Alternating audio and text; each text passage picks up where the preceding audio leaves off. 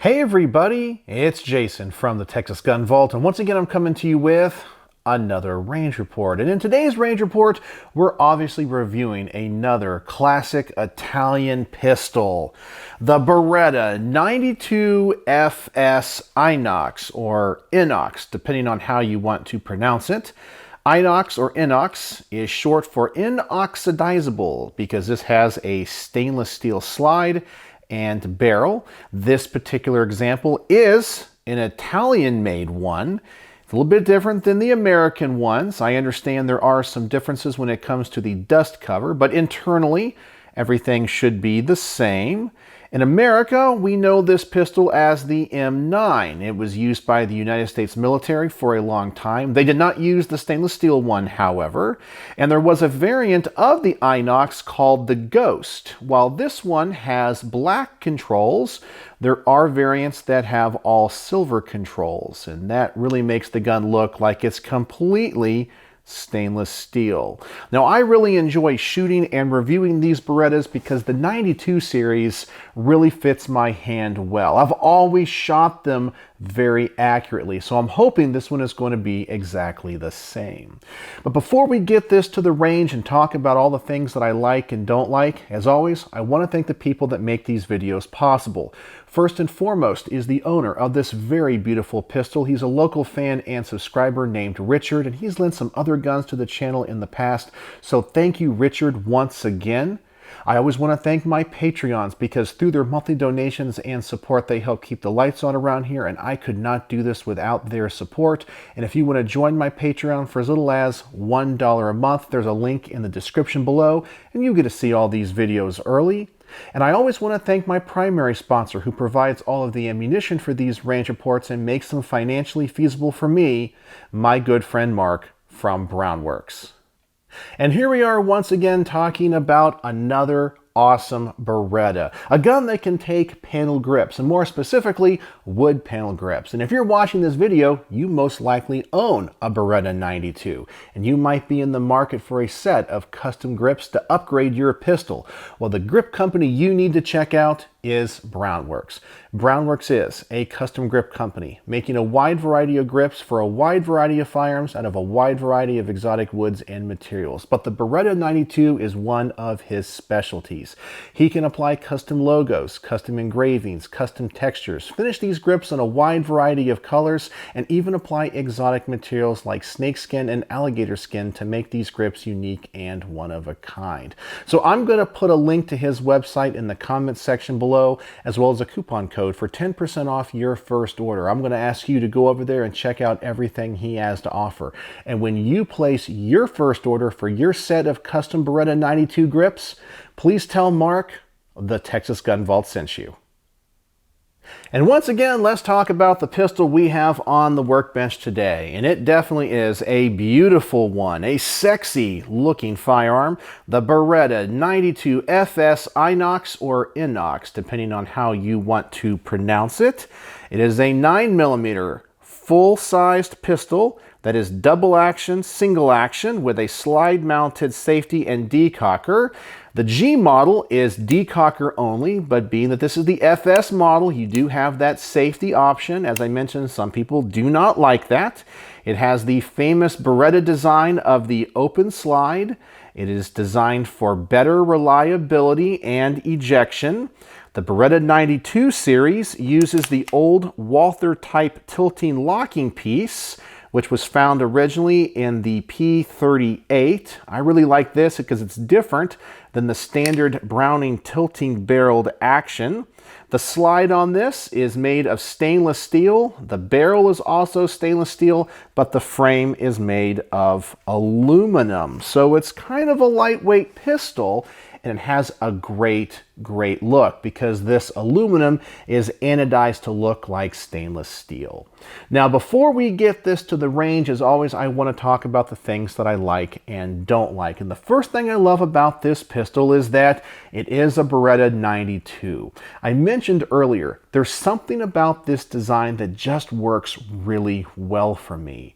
Now, when I have studied the history of firearms, I know there's a lot of people out there that don't like the Beretta 92. And it's not because it's a bad pistol, it's because it replaced their favorite gun in the United States military, the Colt M1911. And because of that, they always will hate it. However, as time has gone on, I think more people have come around to this design. And I always say that when it comes to a gun that you don't like, it's important to take it to the range and shoot it, even if you think you're going to hate it, because it may surprise you. And that actually is how I came to love this gun. I was a big fan of the Colt 1911, and I was like, ugh, nobody wants to shoot a Beretta. And then I took one to the range, and I'm like, wow, this thing shoots pretty darn well. So I fell in love with the design when I finally got behind the trigger of one. I also love the fact this gun is an Inox. I'm a big fan of stainless steel guns. They're so easy to clean, and they just look so nice. I love the open slide design of the Beretta pistols. And honestly, I think the M9 is the perfect size and is well balanced for a full-size pistol. It just fits in my hand really well. Now, there are a couple things about this pistol that I do not like, and it's something that is very common that I always mention about Berettas and Rugers, and that is on the slide and the frame, they have to put read manual before use, or warning, retract slide to see if loaded, fires without magazine. So essentially you have the owner's manual on the side of the gun, and I think it is very unattractive. Now, they're probably there for lawsuits or for importation reasons or something like that, but I just wish they would do a better job like Ruger does in hiding it. It's just right there on the side. The other thing about this design I don't like is the trigger reset. Now, I actually think the triggers in these are pretty good right from the factory, but the resets have always been a little bit long. And sometimes I'll try to pull the trigger back before it has fully reset. So when it comes to shooting a Beretta 92, I just have to be aware of that. But speaking of the trigger, I want to adjust the camera, give you some close-ups. I want to get out the Lyman trigger pull weight gauge and measure this trigger and see what it's all about. And then we'll finally take it to the range and put some rounds through it. So let's get some close-ups of this trigger in this Beretta 92.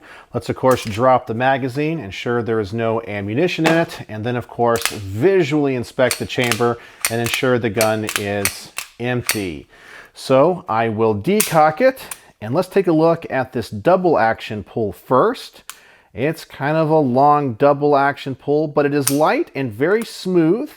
I really feel that is one of the better double action pulls on a semi-automatic pistol. That will come right from the factory. Now let's take a look at the single action pull.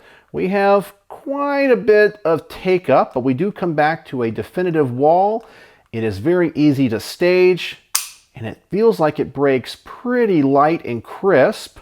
And then we have the reset, and this is what I was talking about before. It is really long, and then we have a lot of take up again. I just don't like that reset. I kind of wish Beretta would have a short reset trigger like the SIGs, but it's something that I can manage and get over. So let's get out the Lyman trigger pull weight gauge and let's test this trigger out. Let's turn it on and we'll clear any averages.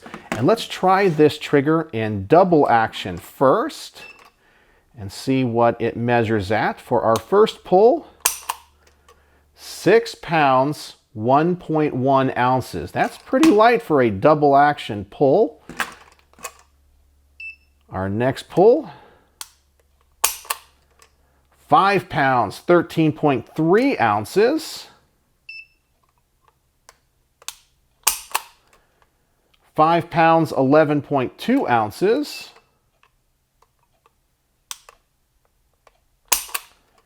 6 pounds, 7.5 ounces. And that might be a little bit higher because pulling a double action trigger and measuring it can be a little bit tricky and it's not always consistent. And then finally we have 5 pounds, 15.3 ounces, which gives us an average of 6 pounds, 0.1 ounces. That's pretty darn light for a double action pull. So now let's clear those averages and let's try this thing out in single action. And our first pull is 3 pounds, 13.0 ounces.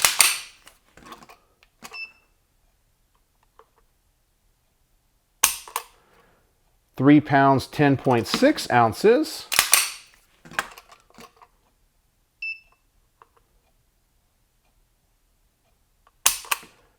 Three pounds, 10.5 ounces.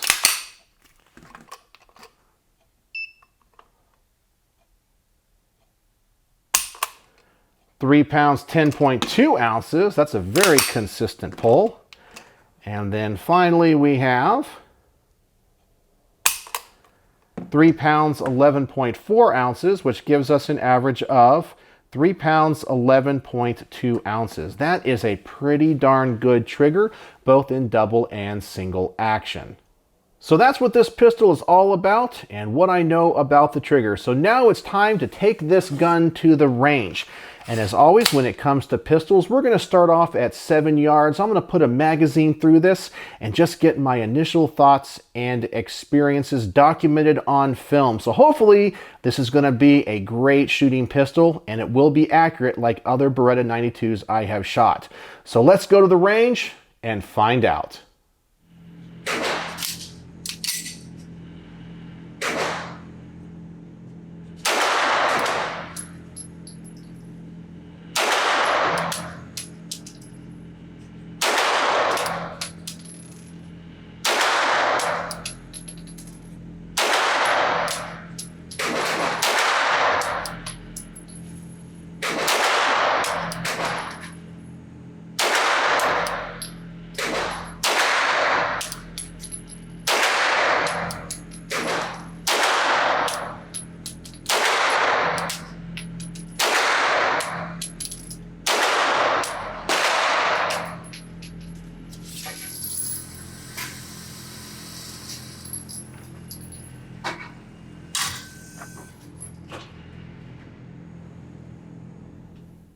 And that is exactly why I'm a huge fan of the Beretta 92. I just love these pistols and I just shoot them so well.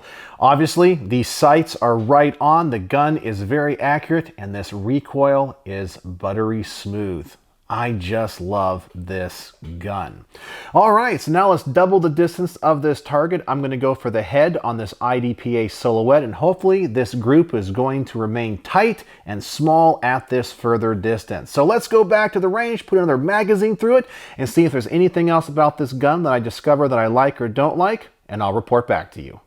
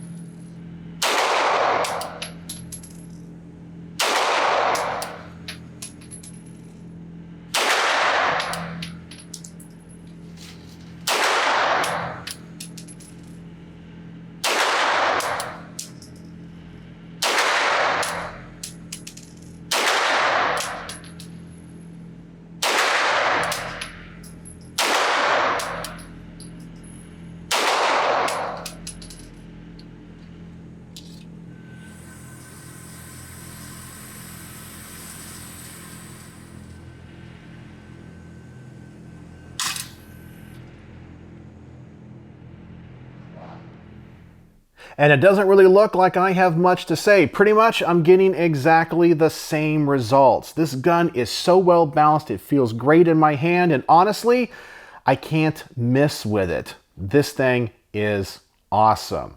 So we've already established this is a very accurate pistol. So now I'm going to shoot this from the bench. I'm going to set out the target at 25 yards, put another magazine through it, and just see what the best group I can get with it is when I take as much of the human element out of the equation. So let's go back to the range.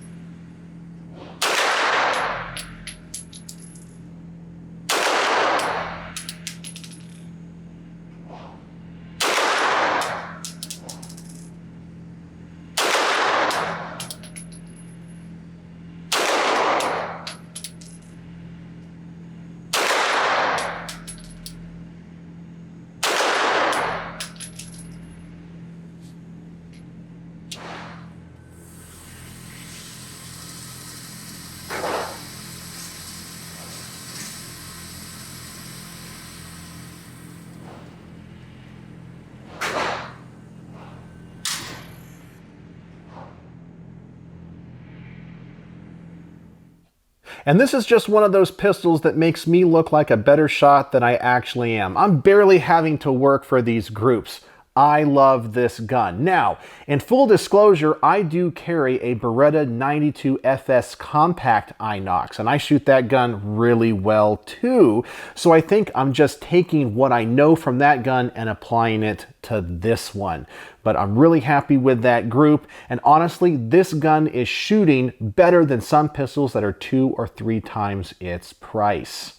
So now let's go back to the range and do the double action test. I really think it's important if you're going to carry a double action, single action gun to try a mag or two in just double action. So after every round, I will decock it and then have to take it back off of safe. And I just want to see what the best group I can get with it is with this double action trigger. So let's go back to the range and test this out.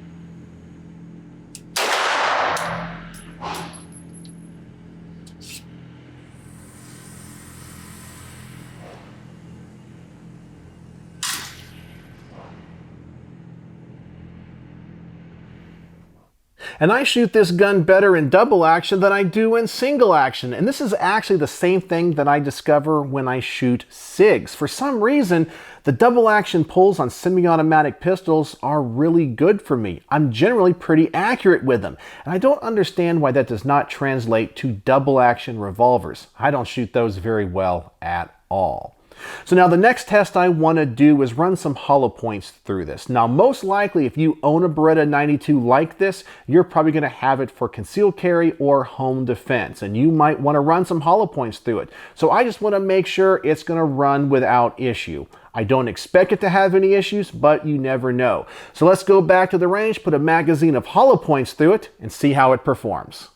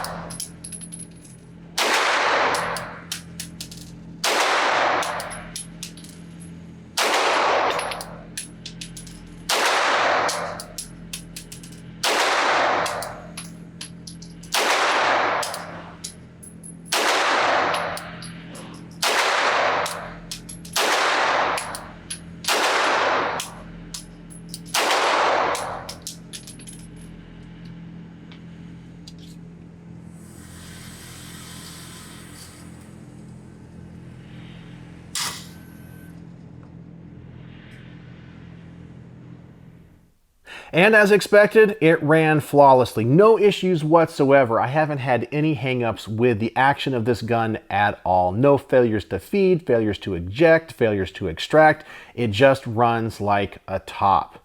And so the last test that I want to do is a 3-in-1 test. I want to, number one, see, can I shoot this gun fast? Hopefully with this really nice trigger, I will be able to. Number two, can I change the magazines out quickly and get the gun back in action? And finally, I want to see, is this gun point shootable? And I want to test it this way without using the sights, because unlike what people tell you, if you are ever in a self-defense scenario and have to pull your gun, you might not have time to line up those sights on the target you're intending to stop or the threat you're intending to stop. You might only have enough time to pull your gun and point it. And in that case, is the gun naturally pointing? Is it naturally shooting? So that's what we're here to test.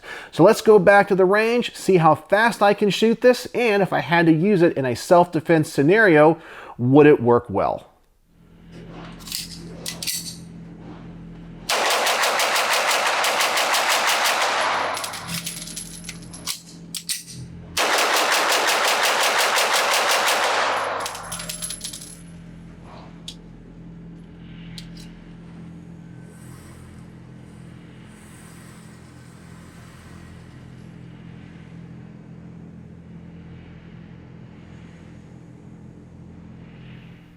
So let's break down the results of this test. Number one, can I shoot this pistol fast? Well, I can shoot it pretty fast. It's just hard to get a good rhythm with it because it has that longer reset.